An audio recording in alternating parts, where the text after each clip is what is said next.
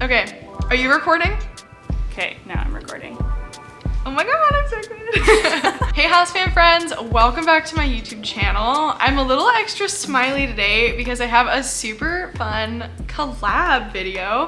I haven't done a collab in a hot minute, and you know, this whole world situation has made collabing a little bit harder, but it's one of the things I actually love about YouTube was growing up and watching like my favorite YouTubers collab. And so I wanted to do one, and I thought who better to do a collab with right now than my friend to the north, Fern. This is Fern. Hello. She is my wonderful friend, and I just thought, Fern, what should we do a video on? Yeah, so we thought that we would do a winter themed video on each of our channels. Should be really fun. In your area, what kind of gets like to the lowest temperatures and like humidity and dryness and stuff like that? So where I am, it doesn't get super cold. Like, I'm definitely in the most mild part of Canada. It doesn't often go below freezing. And it is more of like a rainforest climate, so the humidity is not too bad. My house is usually around 50%, so I'm pretty lucky that way. Oh, that's so lucky. Yeah. I checked right before filming. My house right now is 17% humid. Oh my gosh. And it's one big open room, and there is nothing I can do to increase the humidity out here. I thought, you know, Fern and I both bring pretty different tips. So I feel like we should be able to cover a pretty wide range of people's climates, because I live in a desert.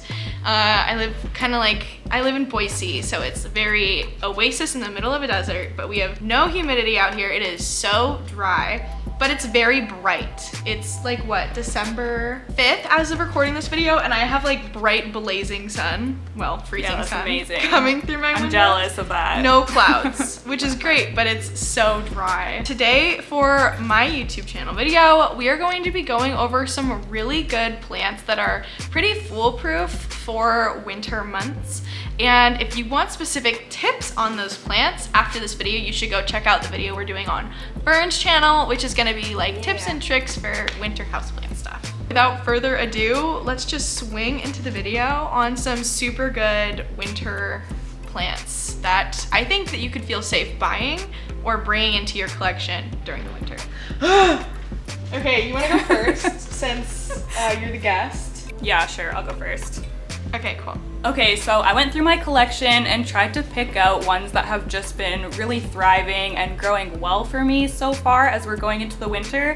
And the first one that I thought to pick is a Hoya, and it is my beautiful Hoya Walliniana UT152. Oh my god, that name. Like.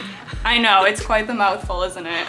Yeah, so this is probably my fastest growing Hoya, to be honest with you. I got this as a really small, it was honestly just a little cutting about a year ago, and now it's grown into this lovely plant, and she has just not really slowed down even going into winter. And I've noticed that a lot of my Hoyas have been doing really well. This is just the one that I wanted to feature because she's just been growing so quickly and hasn't really required any extra care or anything like that. I think that's like the same as all my Hoyas. I picked out quite a few Hoyas to show. I would show you guys more, like all these right here are all Hoya, and then that way. But they're all really thirsty because today is watering day. And I should have done it earlier, but I pulled an all-nighter and low-key just woke up. I'll show you some of mine. So I have this Hoya carnosa compacta variegata. It's pretty large. Oh, I love it. It's so nice. Every time I look at it, I'm like, I got this through a trade actually. A girl went down and picked one up from Twin Falls, Idaho. They got them in there over at Magic Valley Gardens, and since having it, it is just taken off, and I feel like it's only been growing really fast. Is that all white? Yeah, it is. Oh wow. It's so iconic. Nice. This one has new leaves coming in too, like teeny tiny little baby ones. But this one has grown so fast for me. And then I also brought over, this is my Hoya Chelsea. She's also pretty large, and I keep this one pretty far away from my window. Like my window's right here, and then honestly, like 25 feet that way is a shelf. I keep it on the shelf, still does get like bright south facing light, but it's not anywhere near the intensity that my plants over here get it, or probably honestly even the warm. But it's been putting out really large leaves lately, which is like weird because it's like winter. So it's like, what are you doing? I feel like I was lied to as a plant parent. Do you agree? Like your plants can grow just as well, especially indoors in the winter, as they can during the summer. Yeah, so there's that one. All these little ones over here, they really just need to be watered, so I don't really want to show them off, but I just brought this one back into my collection. I got this pretty recently at a Lowe's. At a Lowe's. So good, it put up this tendril. That's brand new. And so is this tendril right here. All of these 6 leaves right here are brand new. These 2 leaves right here are brand new. So like, I think Hoyas are like a surprisingly good plant to bring into your collection in the winter. Yeah, that's so nice. I can't believe the plants that you find at your Lowe's. Like, it is not like that here where I am. What should I show next? Let's show off my Tanathe. I don't have any of those. Guys, yeah, you need to get on it. Like, I don't know. I'm so surprised because I thought that these would be a little bit more finicky like Maranta, but both of my Tanathe, these are the only 2 that I have. They have grown so well, and I've grown them in a variety of conditions, like low light, higher light. They honestly don't complain. I think that they require a ton of light, so that might be why they're doing so well for me here, since it's kind of dark and gloomy. Yeah, they are both just doing amazing. Like, look at how lush those are huge, look. dude. Oh my god. Yeah, I love them so much. And in the summer, this one was just a cutting, so it's totally that was a cutting now. Yeah, it's in pond, which is like full of algae, but I need to do she's pond. Still living her best life. Do you have any plants in pond? I do. The plants meow. Ella, she just sent me some pond to put my my billietiae in, and so I've been liking it, and it grew roots really fast. Okay, I think another good one to show off that I'm surprised about is the Syngonium albopodophyllum. So this is a plant I got pretty recently from my friend Devin. 3 leaves for freaking $10, which is so nice. Hey, hello, man. Good morning. Say hi to Fern. Aww. We adjusted really fast. My legs are falling asleep, you guys. I'm so sorry. But this is the Syngonium albopodophyllum, and I've always kept this in a grow tent. But because of how bright the light is in my windows right here, I experimented with keeping it just like out in the open. And as long as I keep it pretty moist, I think it's been doing really, really well. And I think, Fern, you keep yours out in the open as well. I have mine right here actually. And she is doing Yours is huge! Oh my god. Yeah, she's grown a lot. How long have you had it? I've actually had it for a couple of years, but it got root rot, and I started off from a cutting again, and now she's just growing out again. She's a new leaf coming in too. Oh, the pot is so cute. Please show that. Oh yeah, my spooky pot. That's so cute.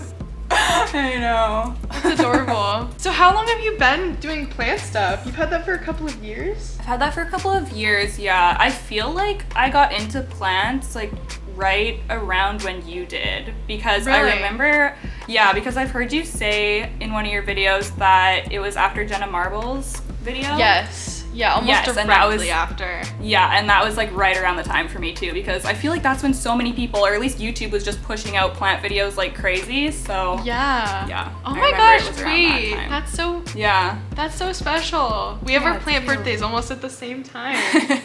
Okay, what's another good plant you think? So the next one that I chose is my Philodendron billietiae. I feel like I've been talking about this a lot recently over on my channel, but he's just doing so well, and he's actually just starting to put out another new leaf for me. That looks pregnant. So I'm so excited. He's just growing like crazy, and he's not in any of my cabinets or anything. He just sits out on my shelf in my bedroom, and he's just so happy. He keeps giving me bigger and bigger leaves.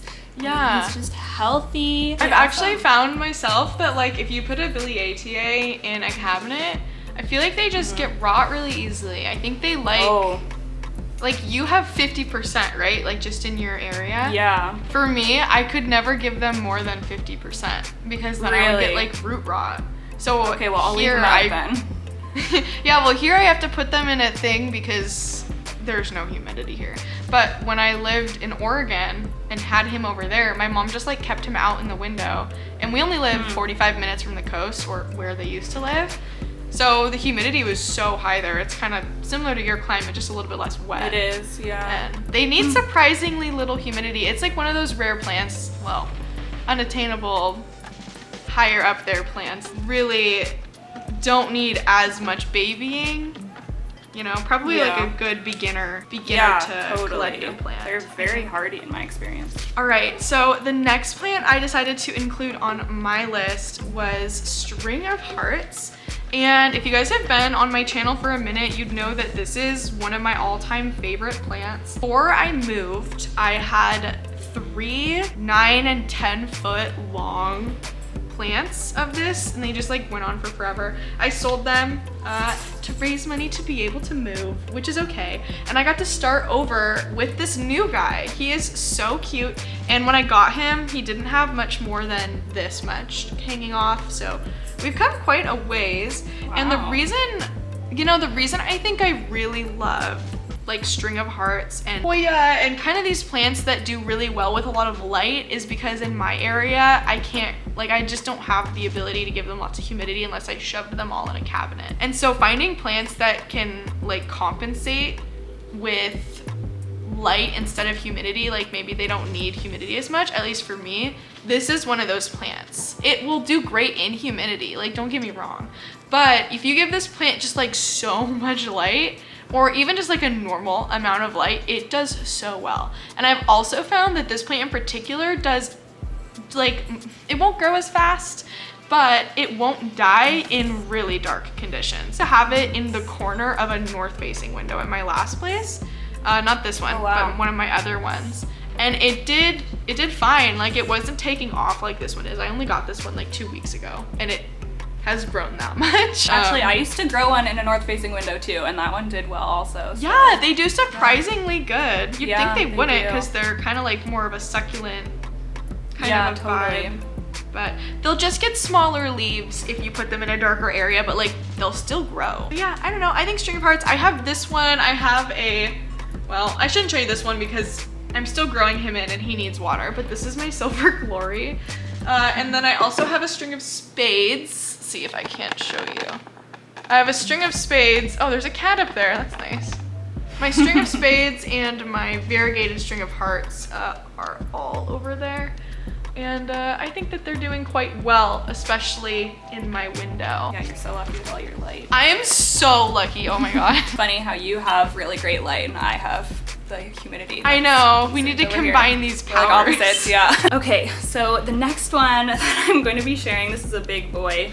This is my trailing jade. I know. I got this in the fall. I feel like it was October. I haven't had it for that long. It's definitely one of my newer plants, but it's honestly just taken off. Like I can't believe how much this has grown. And it hasn't been getting really high light or anything like that. Like I said, it's kind of gloomy where I am. It rains a lot. And this sits like a few feet away from a south window that's kind of covered. So on a lucky day, it gets a little bit of dappled sunlight, but really not a lot of light at all. And it's just been growing like mad. It was probably like up to here in October. So it's given me this big, long vine and it's just like such a beautiful green color and so shiny and happy. Luckily has not been attacked by the thrip situation that's going on in my bedroom. Really beautiful. I hear that these get really sun stressed also if you have them in high light. So I'm curious what it's gonna look like in the summertime if I get a little bit more sunshine. But yeah, it's just growing like crazy and I love it. I love trailing plants. So I really it looks like a regular jade. Yeah, yeah, it's so cool I really how it like trails. That. Okay, so the next plant on my list is actually my Staghorn fern.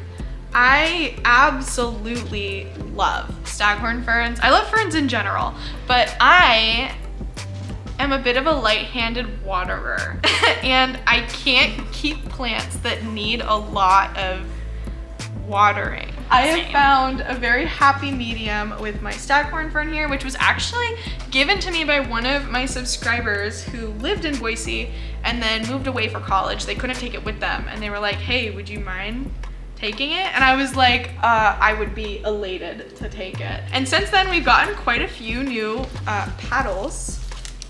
And I just think it looks so nice. I don't know, I love it. And it's more of a succulent. You don't have to water it that much. And honestly, it probably needs to be watered soon because it's getting a little bit droopy on some of these leaves, but you can see these ones here are still standing up. And then that one grew like that. But this plant's really good. It does not need a lot of light at all.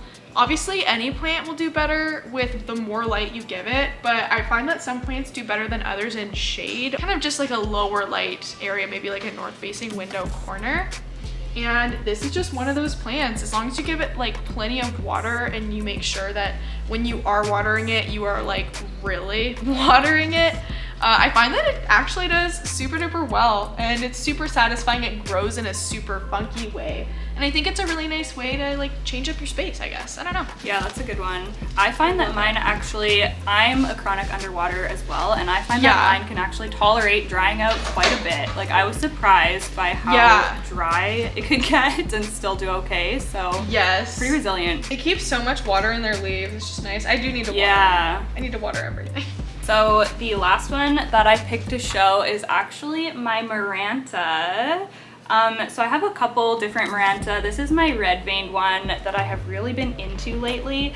I know that the green, the lemon lime Maranta is a lot more popular in general, but for some reason I just love the red Maranta. I think it's because it gets these really dark leaves.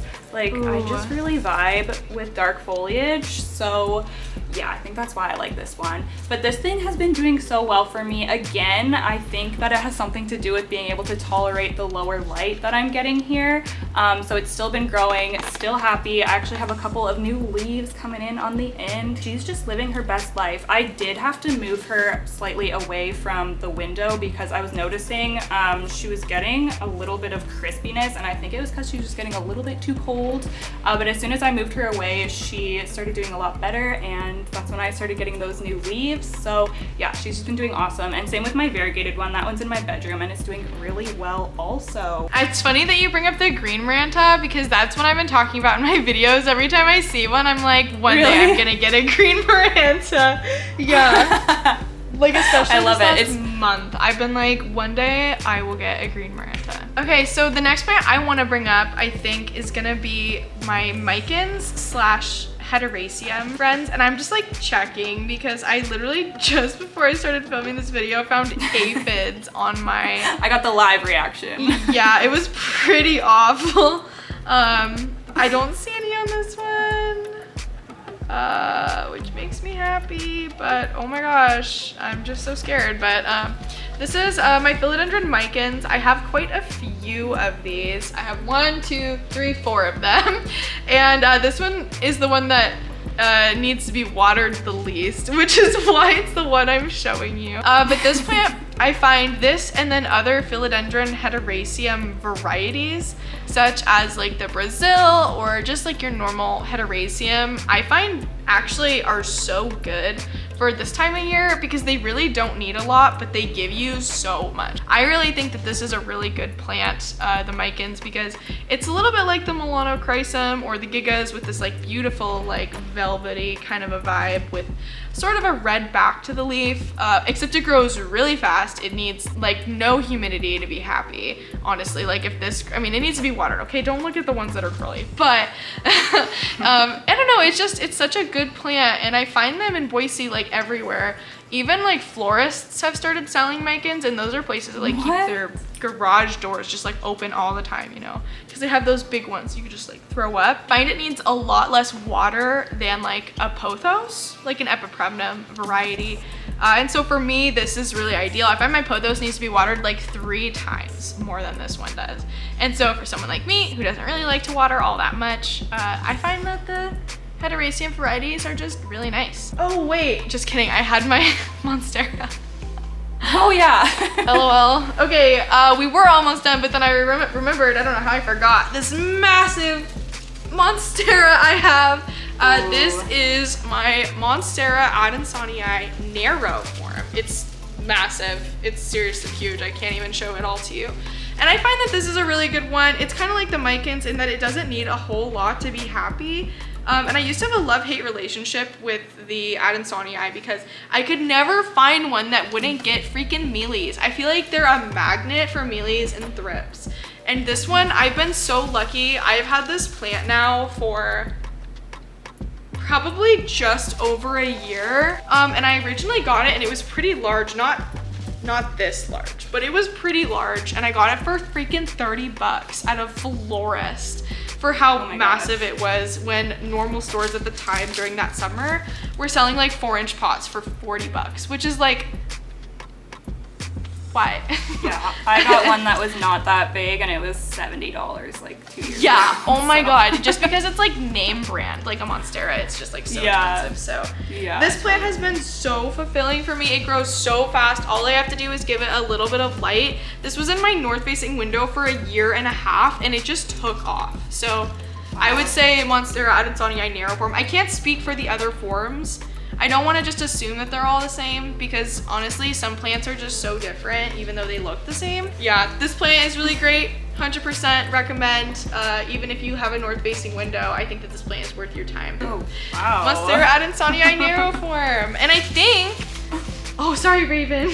I think that actually brings us to 10 plants, 10 different plants that you can grow pretty well in the winter, I think I would say. So if you want tips on like how to grow these plants pretty well in the winter care tips for your plants, or things you might have never really thought of doing for your plants in the winter, you should head over to Fern's channel.